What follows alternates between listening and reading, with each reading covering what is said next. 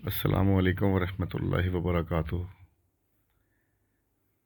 सामीन व नाज़रीन मुहतशम, एक पंजाबी गज़ल पेश खिदमत है।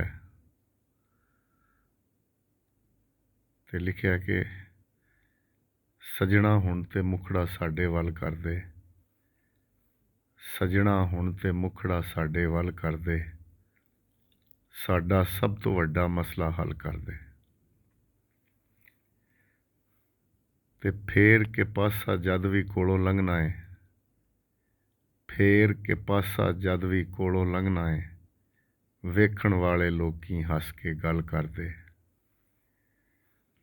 ते तपदी वांग तंदूरां दिल दी धरती है, तपदी वांग तंदूरां दिल दी धरती है, प्यार दा मींह वरसा के तू जल थल कर दे।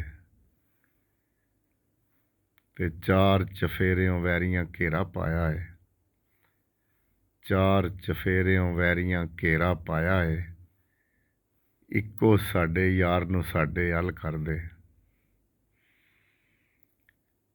ते सबर प्याला हुण ते भरदा जांदा है, सबर प्याला हुण ते भरदा जांदा है, करम अनोखा सजना अज या कल कर दे। ते महफूज नूं तू छड्डना या अपनाउणा है, महफूज नूं तू छड्डना या अपनाउणा है, मैं ते कहना फैसला अज अटल कर दे। सजना हुण ते मुखड़ा साडे वल कर दे, साडा सब तो वड्डा मसला हल कर दे।